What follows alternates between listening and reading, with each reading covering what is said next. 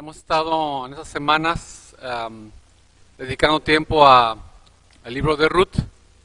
Nos permite reconocer la historia donde el Señor siempre está obrando, donde el Señor siempre está trabajando. Particularmente hablando, para mí es una bendición este libro porque personalmente yo me he identificado con esta historia. Puedo decirles que antes de poder compartirlas con ustedes, el Señor la trajo a mi corazón, la mostró a través de su Espíritu Santo y me muestra cómo el Señor es dueño de todas las circunstancias. Nos muestra cómo el Señor planea, prevé, dispone las circunstancias para transformarnos, para ponernos a sus pies. A veces somos muy dados a pensar y angustiarnos o a preocuparnos o a alegrarnos dependiendo de las circunstancias. Pero quiero recordarles, hermanos, que no son tus circunstancias las que te definen, no son las acciones que suceden en el mundo las que marcan tu destino. Es Dios quien es dueño de las circunstancias, quien las establece para su propia gloria primeramente. Y como segundo paso, como segundo elemento, el que tú puedas glorificar al Señor. No nada más con tu boca, sino también con tu vida, con tus acciones y determinaciones. No es algo fácil, porque nuestro corazón engañoso y perverso automáticamente e inmediatamente tiende a quejarse, tiende a incomodarse, tiende a preocuparse cuando algo no es como lo que queremos o pensamos. Hemos estado platicando que en la idea de la nueva toma de gobierno de Donald Trump, también subiría impuestos a muchas empresas que están actualmente en México que venden productos hacia Estados Unidos. ¿Con qué fin?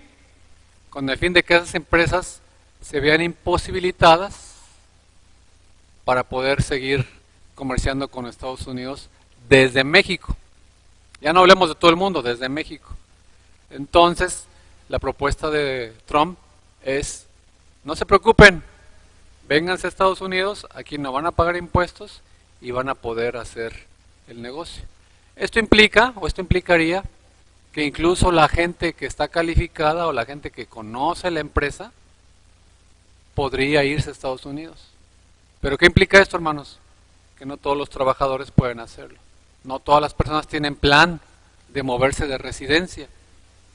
Y esto puede afectar en muchos aspectos. Si te pones a pensar, posiblemente incluso los productos que se venden en Costco o en Sam's, que son tiendas que traen productos de Estados Unidos y también de México, los productos se vean incrementados en su costo. Si esto incrementa el costo, ¿qué hace el mexicano promedio? Voy y compro mejor en abastos o voy y compro en una tienda o en un mercadito. ¿Por qué? Porque está más caro. Pero esto afecta en todos los aspectos, en todos los sentidos, porque no nada más son las tienditas. Es la gasolina, es la ropa, es el mismo entretenimiento, la misma productos electrónicos, productos de belleza, zapatos, etc, etc, etc, etc. En esas circunstancias, hermanos, ¿qué podríamos hacer si todo se encarece? Si todo se vuelve mucho más caro. Es algo que podríamos pensar como Elimelech, pues me voy a cambiar de país. Pero ¿cómo sabes que esa es la voluntad de Dios? Hermanos, no es coincidencia, no es algo arbitrario, no es algo que se le escape al Señor, el que haya permitido que Donald Trump esté en esta posición, en esta situación. Es el Señor, Dios, nuestro Redentor. Es Dios el Señor, el que está orquestando y ha orquestado y orquestará las circunstancias de tu vida para que tú termines tus días en la tierra alabando al Señor. Si tú eres de Él, si tú le perteneces, para que esa amargura se convierta en gozo. Para que esa desilusión o desilusiones se conviertan en alabanza al Señor. Para que eso que no recibiste o nunca has recibido, quizá amor, quizá comprensión, quizá confianza, quizá paz, quizá fortaleza, quizá salud que nunca en tu vida has tenido, el Señor al final de tus días o antes te las dé a manos llenas. Este libro de Ruth es un libro que nos exhorta a confiar en el Señor, nos exhorta a esperar en el Señor, nos exhorta a ser hombres y mujeres que podemos ayudar a otros también a cumplir el propósito de Dios en sus vidas a través de nosotros. Vamos a orar. Te bendecimos, Señor, te damos muchas gracias por este tiempo que nos permites estar delante de ti en tu palabra, sentados a tus pies. Te suplico, Señor, te ruego que toques nuestros corazones, que tu palabra avive en nosotros tu obra en nuestras vidas, Señor, que tu palabra remueva todo pecado que nos estorbe y nos aleje de ti. Que tu palabra sea ese martillo, que es martillo, Señor, que quebrante la piedra llamada corazón. Que tu palabra alumbre lo profundo de las tinieblas que hay en nuestros corazones. Que tu palabra sea nuestra lámpara y lumbrera nuestro camino, Señor. Que tu nombre sea glorificado en esta tarde. Te suplico, Señor, que tú obres poderosamente por medio de tu palabra en los corazones de los oyentes aquí, Señor. Te bendecimos y te honramos por Cristo Jesús. Amén. Hemos estado viendo, hermanos, que los primeros 3 capítulos de Ruth, si ustedes lo recuerdan, terminaron con la palabra cebada o con el concepto de cebada. ¿Sí recuerdan? La esperanza de cebada al comienzo de la cosecha. Es el capítulo 1. Eso hizo mover la idea, el pensamiento de Ruth y Noemí para regresar a Israel. El que ellas escucharan que Dios había bendecido con comida, con cosecha a Israel, después de muchos años de sequía o de hambre, eso hizo que ellas regresaran nuevamente después de un tiempo, 10 años, a Israel. Suficiente cebada en la conclusión de la cosecha, capítulo 2, ¿recuerdan? Ya había suficiente cebada. Y después dice abundancia de cebada, después de aventarla, el capítulo 3. ¿Sí ven la progresión? Hay una promesa de que puede haber comida, llegan a Israel, empieza a trabajar Ruth y empieza a obtener beneficio de ese trabajo. Y en el capítulo 3 ya no es nada más la promesa y lo suficiente, ahora abunda la comida. Esta abundancia de cebada satisfizo una de las 2 necesidades de esta historia. ¿Recuerdan? ¿Cómo iban a hacer las viudas para comer? En un mundo donde el hombre es el que trabajaba, en un mundo donde si no tenías un hombre en tu familia, ¿cómo ibas a poder subsistir? Y esta idea es una idea clara a la fecha hoy. Al final de la reunión que tuvimos ayer de evangelismo, se acercaron unas mujeres, iban 5 mujeres en una camioneta y llevaban a una señora adelante porque le iban a hacer una tomografía. Eran 5 mujeres y esas mujeres estaban preguntando, oigan, ¿cómo podemos entrar aquí al seguro para que le hagan una tomografía? Y andaban con la enferma adelante, con su cubierta la cabeza, no sé qué enfermedad tenían, no preguntamos, pero ahí estaban las 5. Ahí se estacionaban, ahí bajaban la silla de ruedas, ahí la subían porque no era ahí. Estuvieron dando vueltas al seguro, puras mujeres. ¿Ustedes creen que no necesitaban esas mujeres ayuda de un hombre? Desde luego que sí. Desconocemos las circunstancias de por qué no había hombres en esa camioneta. Si quieren, para lo más mínimo que es cargar la silla o manejar la camioneta o mover a la enferma de la camioneta a la silla, tantas ideas, ¿no? esta idea sigue siendo presente, hermanos, hermanas. Actualmente se ha infiltrado la idea en las iglesias cristianas que las hermanas no necesitan a los hombres. Es un feminismo disfrazado, una idea que a veces la femenil inconscientemente quiere dirigir a la iglesia. Y esto está alejado de la verdad bíblica. Es el Señor quien establece las circunstancias. Y muchas veces las circunstancias revelan lo que hay en tu corazón, lo que hay en mi corazón.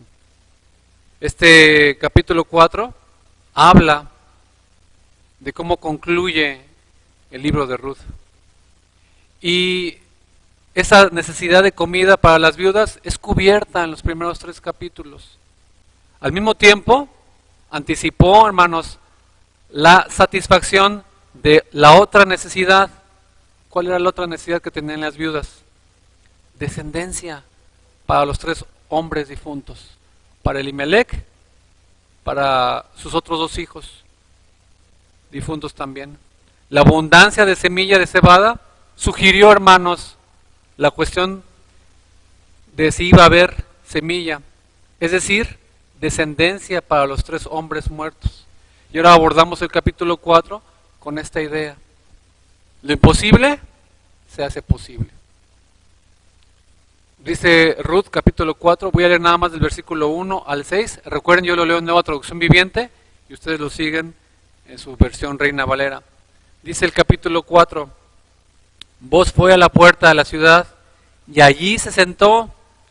En ese momento pasó por ese lugar el Redentor de la familia que vos había mencionado.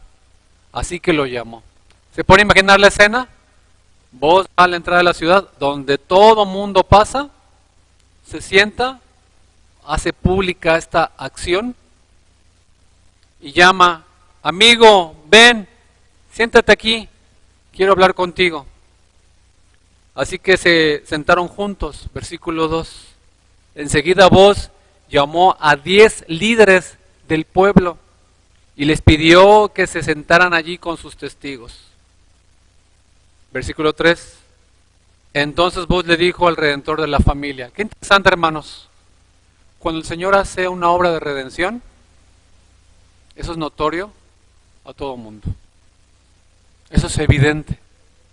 Cuando el Señor está tocando tu vida, propios y extraños lo van a ver.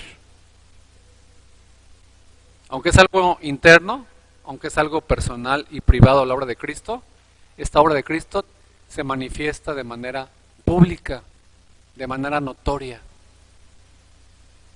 Les había dicho la historia que contaba Miguel Núñez acerca de que tiene en su iglesia un matrimonio y que ellos vienen de no ser cristianos y después de un tiempo la primera que se convierte es la esposa. Y después de un tiempo de la esposa estar buscando al Señor, el esposo la cita en un lugar para conversar con ella. No recuerdo si es un café o una comida. Y le dice él a ella, el esposo a la esposa, ¿sabes qué? Tengo que decirte que tengo un amante. Pero quiero lo que tú tienes en tu vida. Yo quiero entender lo que te ha pasado a ti a lo largo de este tiempo. Porque es imposible que tú puedas amar a un perro como yo. Ese es el poder del Evangelio. Es el poder del Espíritu Santo. Esa es la presencia de Cristo en la vida de las personas. Y es una oportunidad, hermanos y hermanas, que examines tu vida y hagas cuentas y digas, ¿esta obra de redención se nota en mi vida? ¿Esta obra de redención está presente en mí? Si no está presente en ti, clama al Señor, para que sea el Señor Jesucristo quien te redima. Hemos estado recordando, hermanos, que tú no te puedes salvar a ti mismo. En ti no hay ninguna posibilidad, ni remota, de heredar la vida eterna, de tener paz, de tener gozo. Regresando al texto, dice, ¿tú conoces a Noemí? Le dice Booz al pariente cercano. No dice el nombre. ¿Tú conoces a Noemí, la que volvió de Moab? Está por vender el terreno. Primera vez que se menciona aquí el terreno. Que pertenecía a Elimelec, nuestro pariente. 4. Pensé que yo debía hablar contigo para que pudieras redimir la tierra, si deseas hacerlo. Si quieres la tierra, entonces cómprala ahora en presencia de estos testigos. Pero si no quieres la tierra, házmelo saber ahora mismo, porque después de ti soy el pariente más cercano para redimirla. El hombre respondió, muy bien, yo la redimo, yo la compro. Versículo 5. Entonces le dijo Booz, por supuesto, al comprar tú la tierra de Noemí, estás obligado, le está diciendo, le está anunciando, estás obligado a casarte con Ruth, la viuda moabita. De esta manera ella podrá tener hijos que lleven el nombre de su esposo y así conservar la tierra para su familia. Versículo 6. Entonces no puedo redimir la tierra, respondió el pariente redentor, porque esto pondría en peligro mi propia herencia. Redime tú, yo no lo puedo hacer. ¿Sí van ubicándose en el tiempo y en el espacio en esta historia? Y dice el versículo 7, en estos días, fíjense cómo el escritor de Ruth se toma el espacio y el tiempo para explicar este detalle. En estos días era costumbre en Israel que cualquiera que transfiere un derecho de compra se quitara la sandalia y se la entregara a la otra parte. Esto hacía válida la transacción de una manera pública. ¿Se pueden imaginar a gente caminando con una sola chancla? ¿O con una sola sandalia? ¿O con un solo zapato? ¿O actualmente con un solo tenis? ¿O con un solo mocasín? ¿O con un solo zapatilla? ¿Qué implicaba eso, hermanos? Todo aquel hombre o mujer que iba caminando, sobre todo los hombres que iban caminando con un pie descalzo, ¿qué implicaba? Ah, mira, hubo una transacción. Alguien redimió, alguien compró, alguien ayudó a un familiar. Versículo 9. Entonces Booz le dijo a los ancianos y a la gente que estaba alrededor, ustedes son testigos de que hoy le compré a Noemí toda la propiedad de Elimelec, Kelión y Mahalón. 10. Además, junto con la tierra, adquirí a Ruth, la moabita de Malón, para que sea mi esposa. De este modo ella podrá tener un hijo para que el nombre de la familia de su difunto esposo continúe. Y herede aquí, en su pueblo natal, la propiedad de su familia. Hoy todos ustedes son testigos. Otra vez, hermanos, cuando el Señor redime tu vida, siempre habrá testigos.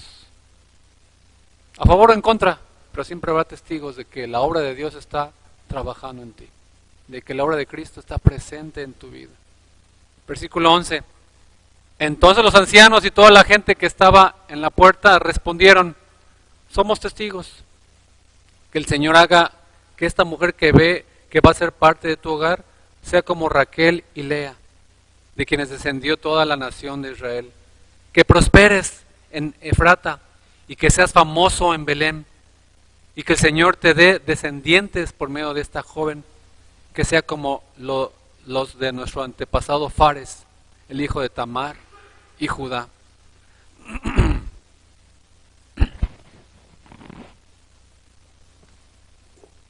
Hermanos, qué interesante esta bendición. Así como Noemí había predicho en el capítulo 3, 18.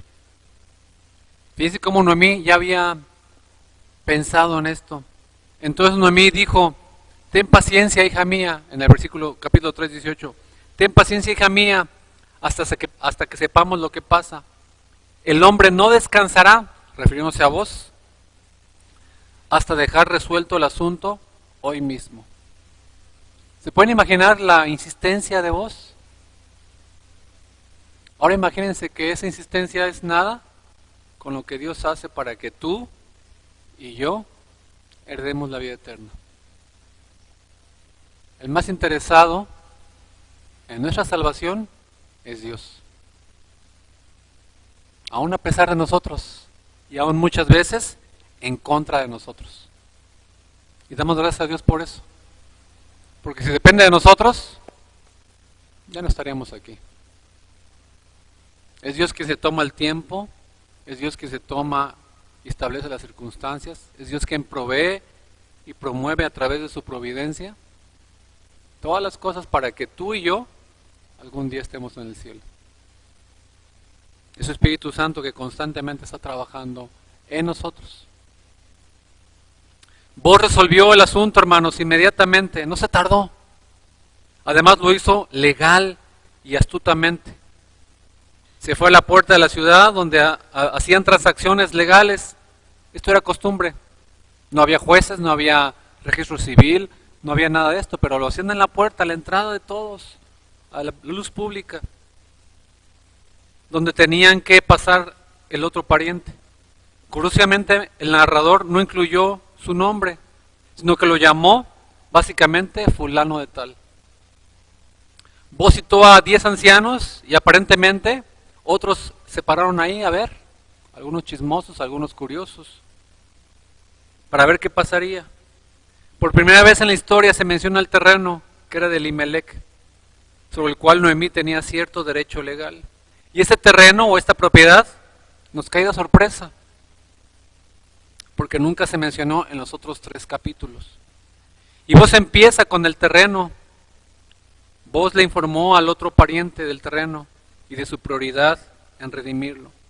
Además, vos expresó su propio deseo de redimirlo, así haciéndolo atractivo, porque había competencia entre esos 2 parientes. El otro pariente aceptó la responsabilidad, manteniendo la propiedad en la familia y la oportunidad de crecer su patrimonio. ¿Pueden imaginarse? Pues si yo lo compro ese terreno, pues va a ser algo que me va a beneficiar también, porque puedo sembrar, puedo construir, puedo usarlo para muchas cosas. Probablemente entendió que incluía responsabilidad de mantener a Noemí. Al comprar el terreno, tendría que hacerse cargo de ¿quién? De Noemí. Pero ella ya era mayor y el producto del terreno sería tal vez mayor que el valor o el costo de mantener a Noemí. Él hizo un cálculo matemático, pues sí, si compro el terreno, pero también tengo a Noemí, ¿cuántos años le quedan de vida a Noemí? ¿Cuánto va a comer? ¿Cuánto va a gastar? ¿Cuánto me va a dar el terreno? Hizo un cálculo, ¿estamos de acuerdo? Solo entonces muy astutamente mencionó vos otro detalle y lo dejó al final. Y lo menciona como casualmente la responsabilidad de casarse con Ruth para mantener el nombre de Elimelec y sus hijos en la propiedad. Es decir, hermanos, el pariente tendría que mantener no solo a Noemí, sino también a Ruth y a sus futuros hijos. No es nada más tenerla como esposa, tenía que darle hijos a Ruth. El terreno pertenecía solo al primogénito de Ruth. Si el otro pariente se casaba con Ruth y tenía hijos, ese terreno no sería de ese pariente. ¿Sería de quién? Del hijo del primogénito de Ruth, que tuviera con ese pariente.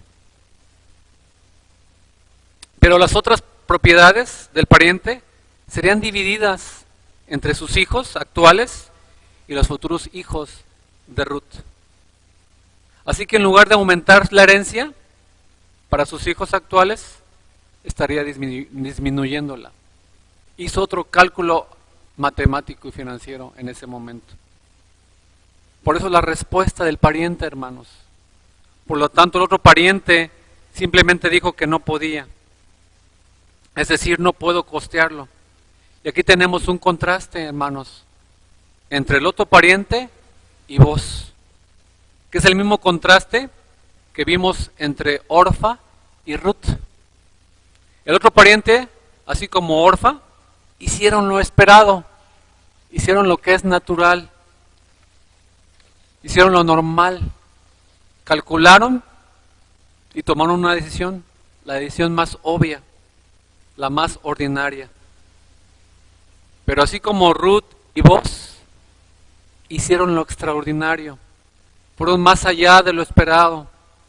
Y en los dos casos mostraron Gesed, ¿se acuerdan la palabra?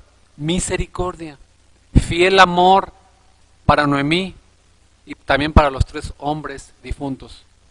No iba a ganar Boaz al tener el terreno y al tener a Ruth. Iba a tener que dividir su tiempo, su dinero y su esfuerzo. Es lo que hace Cristo con nosotros. Él no gana nada al tenerte a ti o al tenerme a mí como hijo. Él voluntariamente entrega no la mitad de su reino o su poder. Él se entregó por completo y se humilló hasta lo sumo, en beneficio tuyo y en beneficio mío, mostrando misericordia. Luego ratificaron el ceder de derechos a Boaz por medio de la costumbre que ya no existía en ese tiempo del narrador. Por eso el narrador, como les dije, tuvo que explicar esta costumbre de quitar la sandalia y entregarla al otro. Luego Boaz declaró el propósito de la transacción para que quedara claro: preservar el nombre de los 3 hombres difuntos. Es lo que movía a Boaz. Versículo 10 lo dice: además, junto con la tierra, adquirí a Ruth, la viuda moabita de Malón, para que sea mi esposa. De este modo ella podrá tener un hijo, para que el nombre de la familia de su difunto esposo continúe y herede aquí, en su pueblo natal, la propiedad de su familia. Hoy todos ustedes son testigos. Si somos cristianos, hermanos, si de verdad somos cristianos, tenemos que ser y actuar así. Gesed, misericordia. Aunque no te convenga. Oye, ¿me das un ride? Híjole, es que no voy para allá. Pues aunque no vaya para allá, te llevo.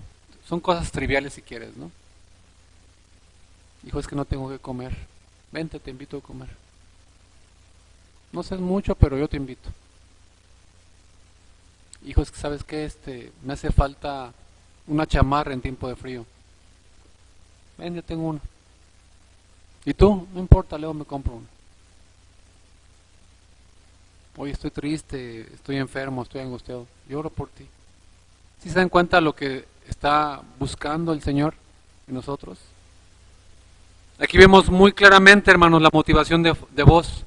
No fue para aumentar su propio patrimonio, sino para mantener descendencia para Elimelech y su familia. En su heredad, que sus nombres no desaparecieran de la familia y que mantuvieran su presencia por medio de sus descendientes en la heredad familiar.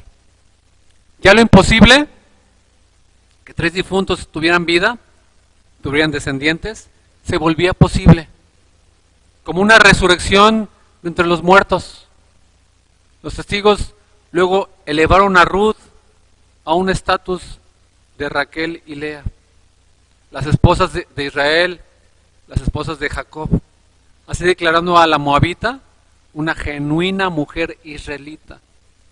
Ya no es Ruth la moabita, ya no es menos que las criadas de Boaz, es Ruth una israelita y por tanto a ser madre en Israel. Además la compararon con Tamar, quien era la madre del clan más prominente de la tribu de Judá. Hasta ese momento, hermanos, tenemos lo difícil ya logrado, con la provisión de comida para las viudas. Y también tenemos la expectativa de lograr lo imposible, de dar vida entre los muertos. Estos hechos anuncian lo que el Mesías lograría para aquellos que Él llama para sí mismo. Una promesa de vida entre los muertos, para ti y para mí. Y el alimento espiritual inagotable para los suyos. Tan fuerte es la promesa del Señor, hermanos, tan real es la promesa del Señor, que incluso físicamente nunca te va a dejar sin comer.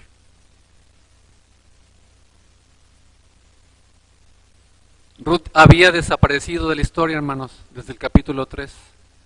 Durante ese encuentro nocturno entre Ruth y Boaz. Y ahora aparece una vez más, pero muy brevemente. Seguimos leyendo Ruth 4, capítulo 4, versículo 13 al 17 ahora. Así que Boaz llevó a Ruth a su casa y la hizo su esposa.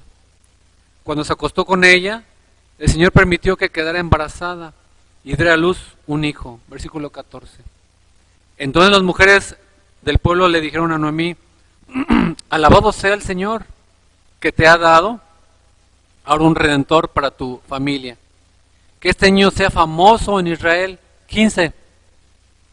Que Él restaure tu juventud y te cuide en tu vejez, pues es el hijo de tu nuera que te ama y que te ha tratado mejor que 7 hijos. Versículo 16. Entonces Noemí tomó al niño, lo abrazó contra su pecho.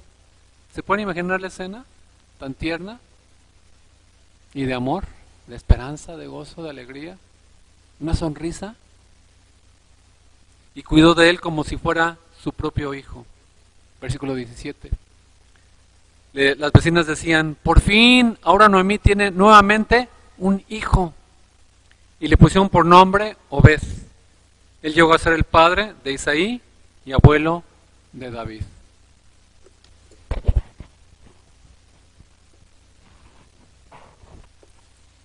Después de buscar, hermanos, durante 3 capítulos esta culminación, el casamiento entre Boaz y Ruth, se reporta muy brevemente.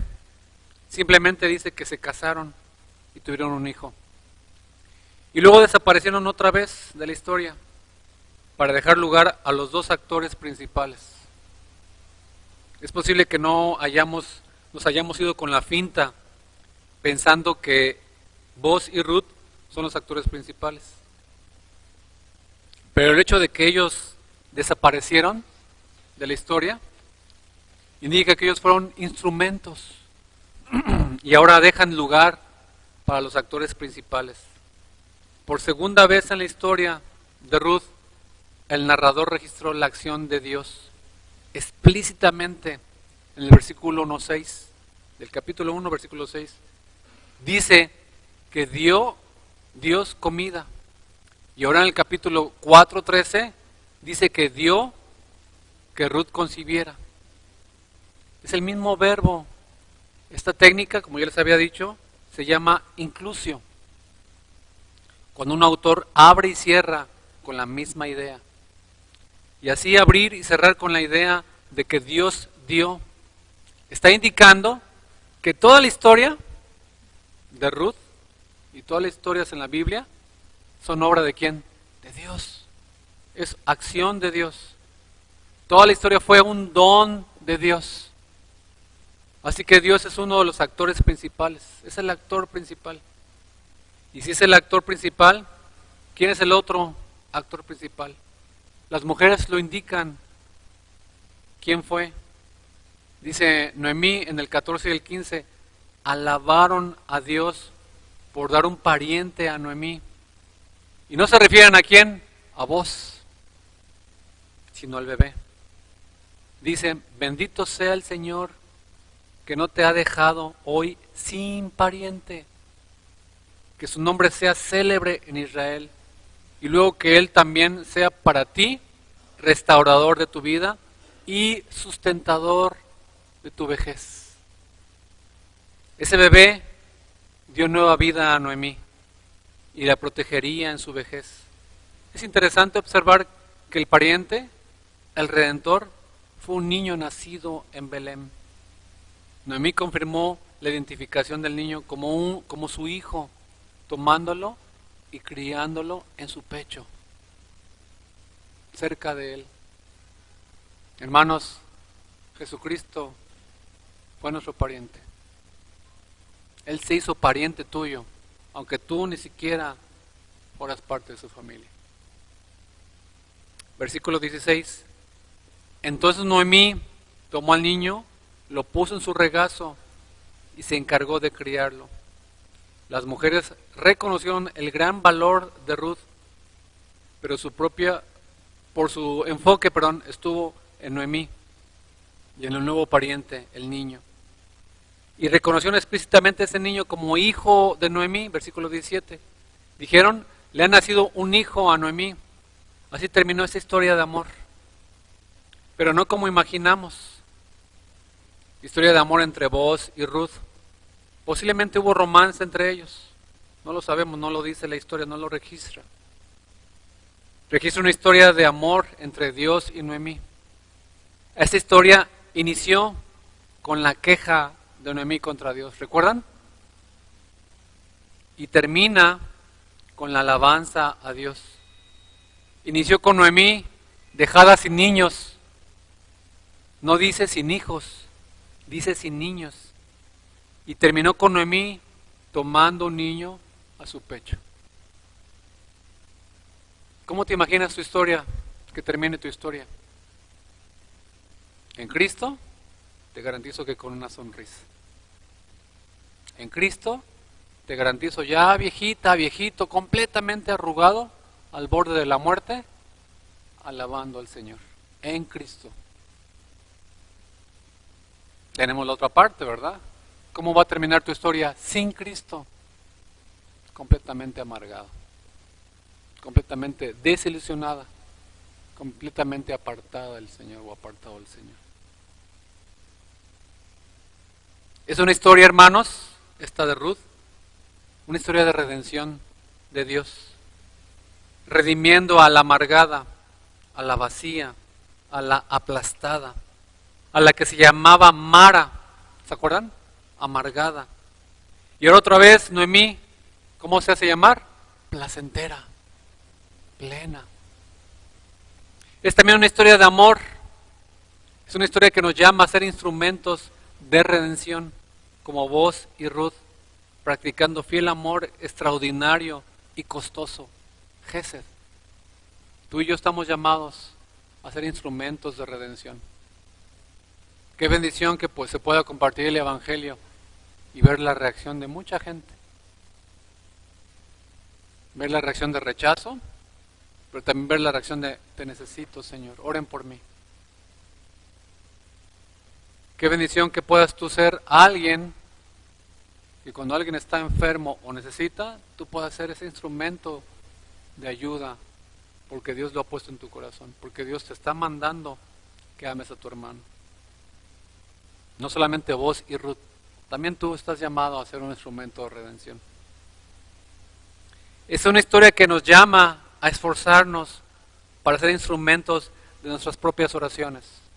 Señor, permíteme gozarme en ti, pues inicia tú gozándote en las cosas del Señor. Señor, permíteme vivir en santidad, pues inicia tú viviendo en santidad. Señor, permíteme servir en tu iglesia, pues inicia tú asistiendo a la iglesia, siendo constante. Señor, permíteme conocerte, pues inicia tú leyendo la palabra todos los días. Señor, permíteme que mi corazón se incline a buscar tus caminos, pues inicia tú orando para que el Señor sea el que ponga en ti el querer como el hacer, por su buena voluntad.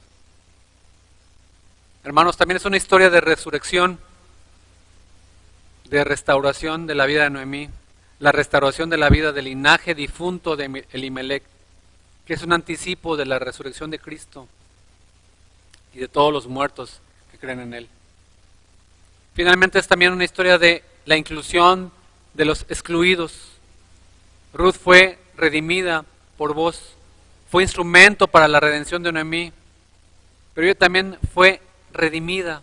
Ruth, la moabita, Ruth, la excluida, Ruth, la extranjera, se convirtió en una mujer ejemplar, una madre en Israel. Así tu vida y así mi vida. Siendo enemigos del Señor, ahora somos llamados amigos de Dios. Estando enojados con Dios y alejados de Él, ahora estamos cercanos a Él por la obra de Cristo Jesús. Siendo ajenos a todo lo que Él hace y decía y sus pactos, ahora hemos sido acercados y somos parte de ese pacto en Cristo. Y este aspecto, hermanos, todo eso que estamos leyendo, anticipó el mensaje del Nuevo Testamento, de la inclusión de los excluidos. Efesios 2:11 al 13 dice: no olviden que ustedes, los gentiles, ustedes y yo, estaban excluidos, eran llamados paganos y circuncisos por los judíos, quienes estaban orgullosos de la circuncisión, aun cuando esta práctica solo afectaba su cuerpo, no su corazón. En esos tiempos, ustedes vivían apartados de Cristo. No se les permitía ser ciudadanos de Israel y no conocían las promesas del pacto de Dios que Dios había hecho con ustedes, con ellos. Ustedes vivían en este mundo sin Dios y sin esperanza. Versículo 13. Pero ahora han sido unidos a Cristo Jesús.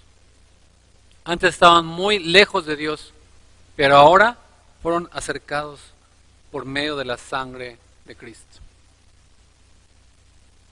Aunque quizá fue una sorpresa para nosotros encontrar que la historia del amor no fue de Ruth y Boaz, sino de Dios y Noemí, todavía no hemos llegado a la conclusión sorpresa que se encuentra en los últimos versículos. Y si seguimos leyendo lo vamos a descubrir. Versículo 17. Y las vecinas decían: por fin, ahora Noemí tiene un nuevo hijo, nuevamente un hijo, y le pusieron por nombre Obed. Él llegó a ser padre de Isaí y abuelo de David. Intempestivamente, el autor inserta ahí una genealogía, véanla. Versículo 18. Este es el registro genealógico de su antepasado Fares. Fares fue el padre de Esrón, y Esrón fue el padre de Ram. Ram fue el padre de Aminadab. Aminadab fue el padre de Nazón.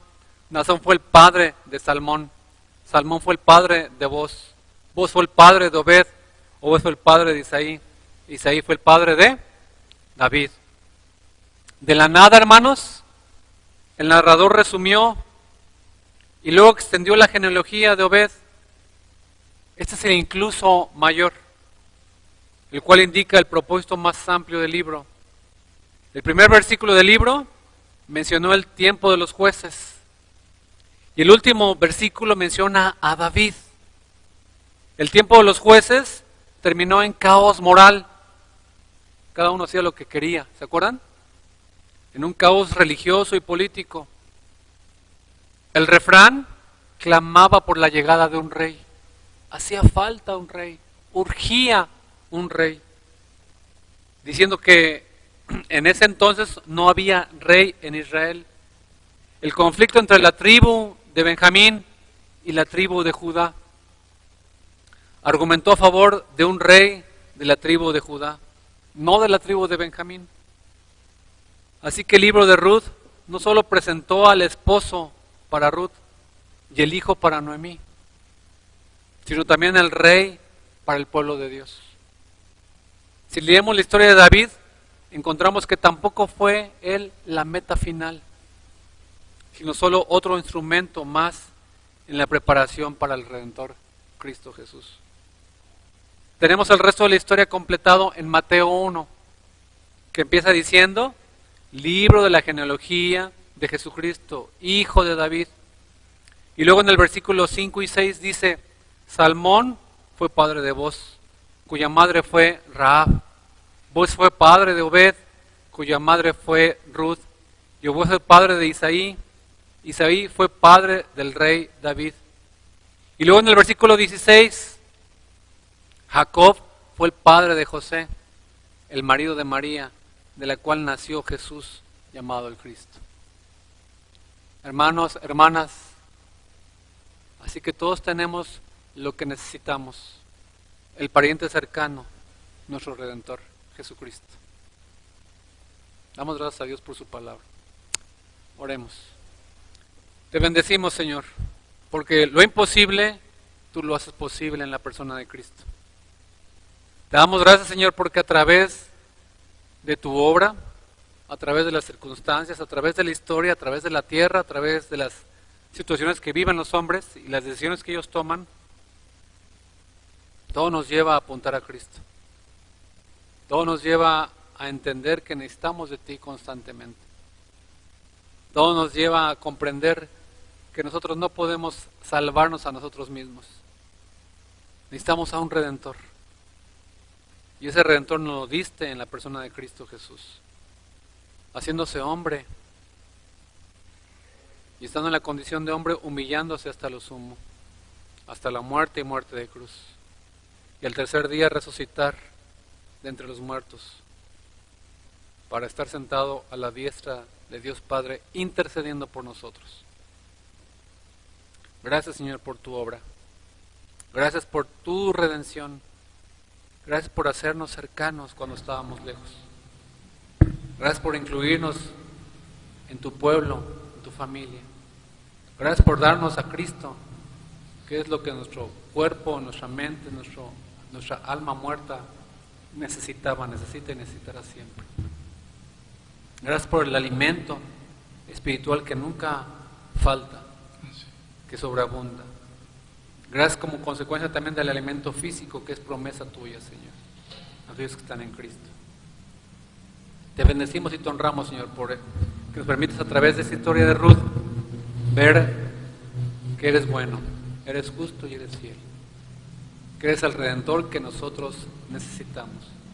Permítenos gozarnos en ti y descansar en ti y alegrarnos en ti, Señor, todo el día, todos los días de nuestra vida, Señor. Bendito seas y alabado seas por Cristo Jesús.